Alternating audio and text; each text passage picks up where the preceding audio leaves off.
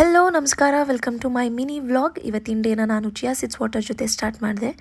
ಹಾಗೆ ಮನೆ ಕೆಲಸ ಎಲ್ಲ ಬೇಗ ಬೇಗ ಮುಗಿಸಿ ನಾನು ನನ್ನ ಹಸ್ಬೆಂಡ್ ಹೊರಟಿದ್ದೆ ಜಿಮ್ ಕಡೆಗೆ.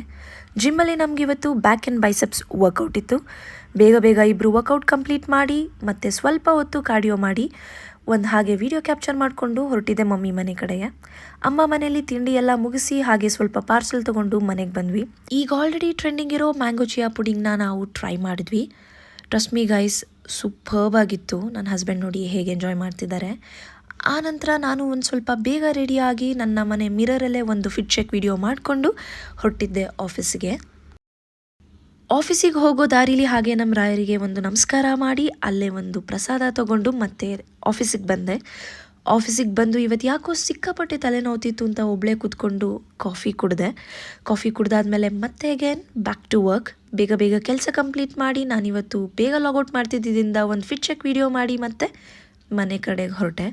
ಮನೆಗೆ ಬಂದು again skin care which is really mandatory. Skin care ಎಲ್ಲ ಮುಗಿಸಿ ಹಾಗೆ ಒಂದು ಸ್ವಲ್ಪ ಕೆಲಸ ಇತ್ತು ಅಂತ ಬೇಗ ಬೇಗ ಕೆಲಸನೂ ಮಾಡಿ ನನ್ನ ಶಿಫ್ಟ್ ಎಂಡ್ ಮಾಡಿ ಲಾಗ್ ಆಫ್ ಮಾಡಿದೆ. ನಾಳೆ ಇನ್ನೊಂದು ವಿಡಿಯೋ ಜೊತೆ ಸಿಗ್ತೀನಿ. ಬಾಯ್.